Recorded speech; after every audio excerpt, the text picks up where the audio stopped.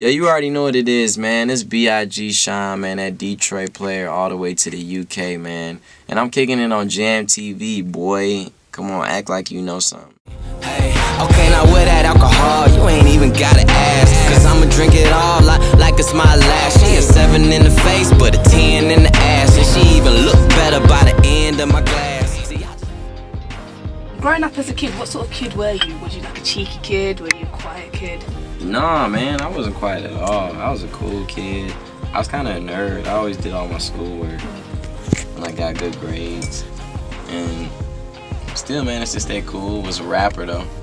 So I was always rapping, always just doing stuff like that, rapper stuff. Yeah, when was the pivotal moment that you realised you want to be a rapper? Do you remember that sort of moment you thought, hey, I could do that? Right when I was like 12. Yeah. And all the girls like loved,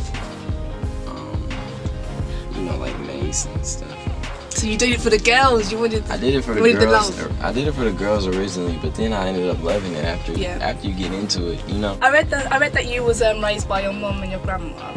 Yeah, that's right. So I'm hoping that you have a lot of respect for ladies. Is that right? Of course I do. Is there anything? No, they raised me right, man. Yeah. Like, they really did. Mm-hmm. Is there anything that like your grandma or your taught you that stayed with you?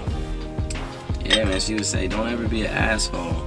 She didn't say asshole. She said, "Don't ever be a jerk," you know, because you can lose whatever you have twice as fast. You know, so you must be nice to people. You never know who's gonna be in what position.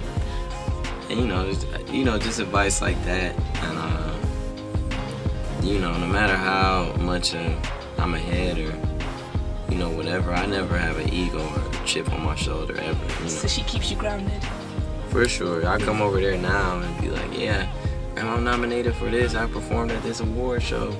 Blah, blah, blah. And they should be like, yeah, I need you to cut my nails, though. Take out the trash. And I'll do it, you know? Yeah. And that's tight. Is there anyone that you're sort of co-signing at the moment? Any people coming up through the game? Oh, yeah, a whole bunch. Coming up. Let me see. Well, you got in Detroit. There's Sid Antone. There's Early Mac. There's J1, Dusty McFly. There's a couple cold people that's gonna be huge. I know they're gonna be huge too. And what about in the UK? Is there anyone that you've heard in the UK that you're kind of feeling? Yeah, well, I know I'm working with Tiny Tempa. Me and him are homies. Yeah. And Estelle, and I love Adele, man. She's my favorite. I'm like a big fan of hers, just for being so quality. Her music being so. She makes the type of music that we sample. Like old music in a classics. Good way though. Classic. And I respect her so much for that.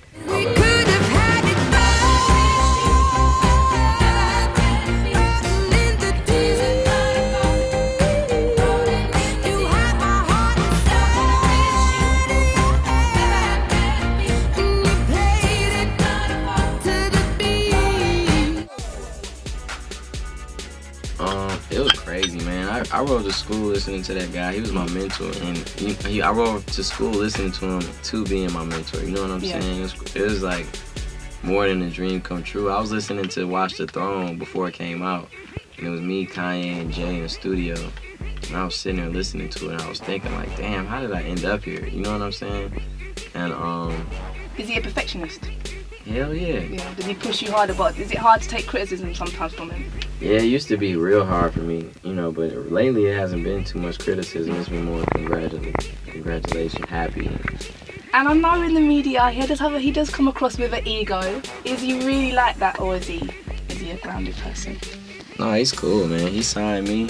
He rode me and my mom around in his Maybach around New York. So, the asshole wouldn't do that. Let's talk Kelly Rowland. What was it like working with her? Like, she's hot, and I know you've seen the pictures that came out last week. What, her boobies coming out? Yeah, you said it.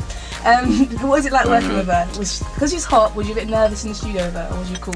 No, I was cool. She's cool, man. She's a true G. She has a great attitude. Yeah. Very personable.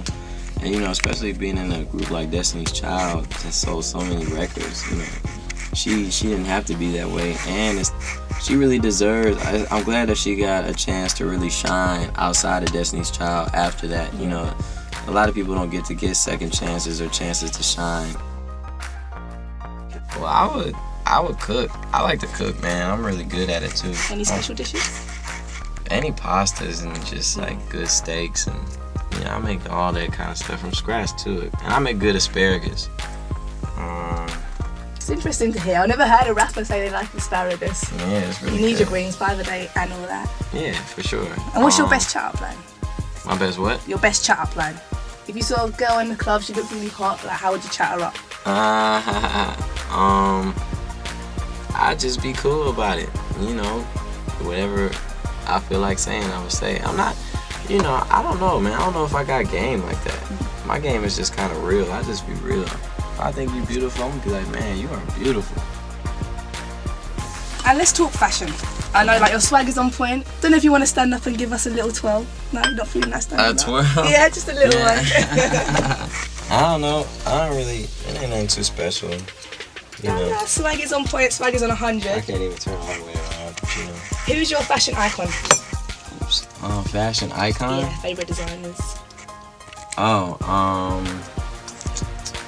I love, you know, it all depends on what you mean. Like accessories, I love like gold. I love Rolex. I feel like they make, you know, just watching Biggie and Pac since I was younger, they always had the Rolex, so it was important I got one. And a Rolex ring. Shout out to Tupac for that too. I love, of course, just anything quality. You know, of course, I love Dior. I love Lanvin. I love Hermes. I love Louis. You know, all that stuff. But I love just stuff that looks good. Like last night, somebody gave me a shirt to wear. Like, was I made this shirt for you? I wore it to the club last night. Have you ever had a fashion faux pas? Have you ever looked back at an outfit and thought, oh hell no, what the hell was I wearing? All the time. Yeah, when was the last one?